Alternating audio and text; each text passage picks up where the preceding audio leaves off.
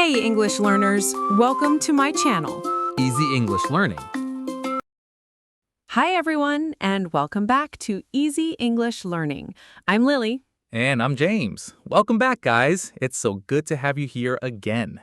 Today's topic is something really special. We're going to talk about our Power Day. Wait, Lily. Some of our viewers might not know what that means. Can you explain it first? Sure. A Power Day is a day when you feel unstoppable. It's a day when you did something brave or something difficult, and you felt really proud of yourself afterward. It could be big, like winning a competition, or small, like finally speaking up in a meeting. Oh, I love that. It doesn't have to be huge. It just has to be meaningful to you. Exactly. And today, we are going to share our own Power Days. We're going to teach some useful vocabulary. And this is important. We want you to join the conversation. Yes, while you're watching, think about your own Power Day. We're going to ask you some questions later, and we really want to read your answers in the comments. So grab a cup of tea, get comfortable, and let's get started. Let's do it. Okay, Lily, tell us, what was your Power Day? Okay, so this happened about 3 years ago. I was working at a small marketing company, and I was honestly very shy. I never spoke up in meetings. I just sat there and listened. That's surprising. You're so confident now. Thank you, but it took time. So one day, my manager asked our team to present new ideas for a big client. Everyone had to prepare a short presentation. That sounds stressful already. It was. I remember I couldn't sleep the night before. I kept thinking, what if I say something wrong? What if people laugh at my idea? You know that feeling. Oh, definitely. That's called overthinking, right? When your brain just won't stop. Exactly, overthinking. Great vocabulary word for our viewers. Write that down. So the day came, I walked into the meeting room, and my hands were literally shaking. Shaking with nerves. Yes, but then something happened. My manager looked at me and said, "Lily, you're next." And in that moment, I had a choice. I could either freeze, stay silent, feel embarrassed, or I could just try. And what did you do? I stood up, took a deep breath, and I started talking. And you know what? Once I started, the fear just disappeared. I explained my idea clearly, I answered questions confidently, and at the end, my manager said it was the best presentation of the day. Wow, Lily, that must have felt incredible. It felt amazing, honestly. I walked out of that meeting feeling like a completely different person. That was my Power Day. That was the day I realized I could do hard things. That's such a beautiful story, and I think a lot of our viewers can relate to this because public speaking is one of the most common fears in the world. It really is. Fun fact, did you know that public speaking is actually one of the top fears for adults, even more than some people's fear of, like, heights or spiders? Really? That's crazy. Yes. So if you're watching this and you also feel nervous about speaking in front of people, just know you're not alone, and it does get easier with practice. That's such good advice. Okay, before we move to my story, let's slow down and learn a few phrases from what Lily just said. Yes, let's do a quick vocabulary break. First phrase, to speak up. This means to say what you think, especially when it's difficult. Example, I finally spoke up during the meeting. Second, to freeze, when you're so nervous or scared that you can't move or talk. Example, I froze when the teacher asked me a question. Third one, to walk out feeling like a different person. This is a nice expression to describe a strong change in how you feel after an experience. And finally, it gets easier with practice. This is a great sentence to remember. You can use it about almost anything: languages, sports, public speaking, cooking. Exactly, even learning English. Especially learning English. Okay, James, now it's your turn. Tell us about your Power Day. All right, so mine is a little different. Mine is about running. Oh, I didn't know you were a runner. Well, I wasn't, actually. That's the whole point of the story. 2 years ago, I couldn't even run for 5 minutes without getting tired. 5 minutes? That's not much. I know. I used to get out of breath just going up the stairs. But one day, my friend invited me to sign up for a half marathon. A half marathon. That's 21 kilometers. Yes, and I said yes without thinking properly. I just said, sure, why not? And then I immediately regretted it. Classic mistake. Totally. So I had about 4 months to train. In the beginning, it was awful. I mean, truly awful. I could barely run 2 kilometers without stopping to walk. Did you want to give up?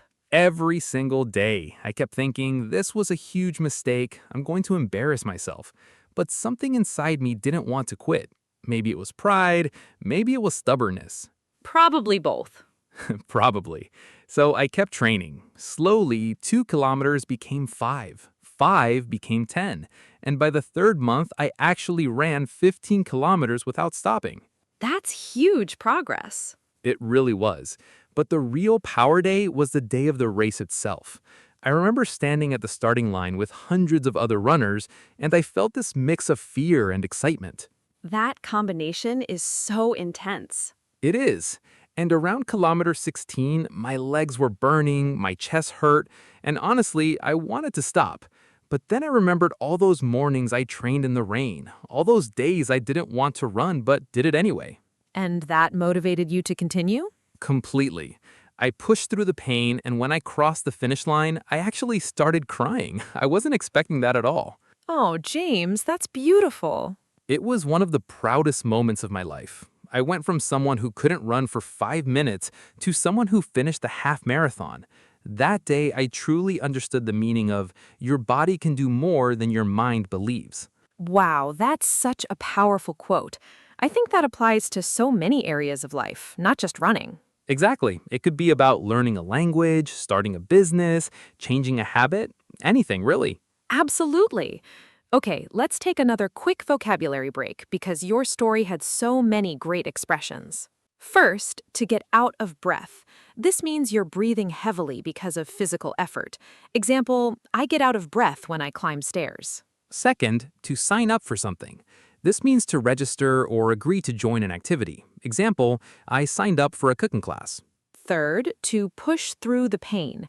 This means to continue doing something difficult even though it hurts or is hard.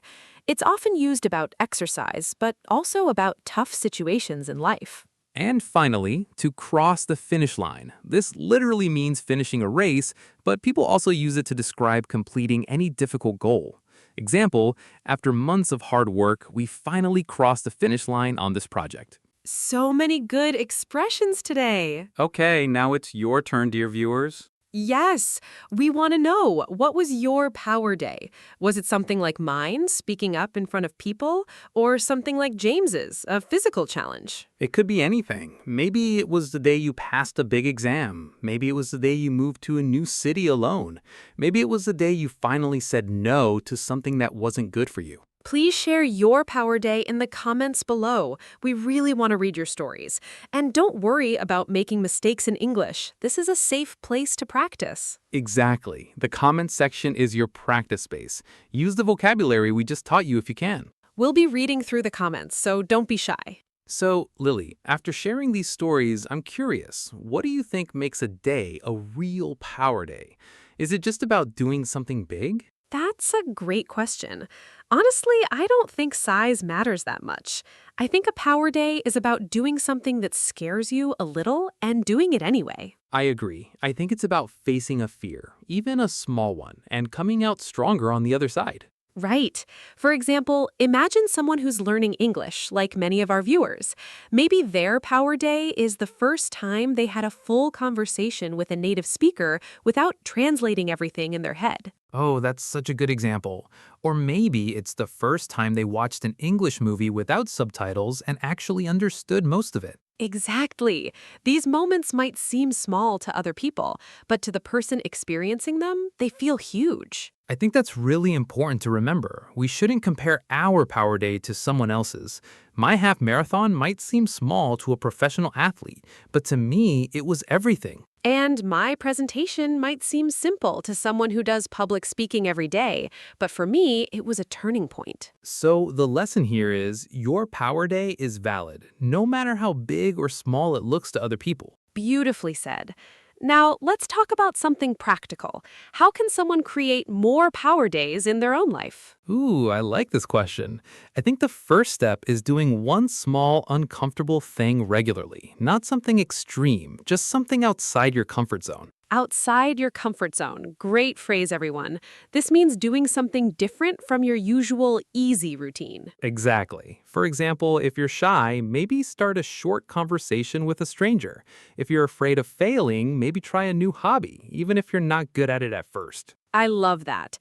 Another tip I would give is keep a record of your small wins. Write them down. When you look back, you'll realize you're braver than you think. Small wins. Nice one. This means small successes or achievements, even simple ones. Exactly. And the third tip, I think, is to surround yourself with people who encourage you, not people who make you feel small. That's so true. The people around us really affect how confident we feel. Absolutely. So, to summarize, face small fears regularly, celebrate your small wins, and stay close to supportive people. Do this, and Power Days will happen more often than you think. I really love this conversation. It's not just an English lesson today, it feels like a life lesson too. That's the best kind of lesson, right? Learning English and learning something meaningful about life. Okay, second question for you, our lovely viewers. Okay, second question for you, our lovely viewers. If you could choose to have a Power Day tomorrow, what would you want to do? Would you finally speak English with confidence in a real conversation? Would you apply for a new job? Would you travel somewhere alone for the first time? Write your answer below, and if you're brave enough, write it in English. Remember, every sentence you write here is practice, and practice is how Power Days are made. We love reading your comments, so please don't hold back. Before we finish, Lily, is there anything else you want to add about Power Days? Yes, actually. I want to say something to anyone watching who feels like they haven't had a Power Day yet, or who feels stuck in their life right now. Please, go ahead. Your Power Day is coming. It might be tomorrow, it might be next month, but it's coming, especially if you keep trying, keep learning, and keep pushing yourself a little bit every day. That's such a comforting thought. And honestly, learning a new language like English is already a kind of Power Day waiting to happen.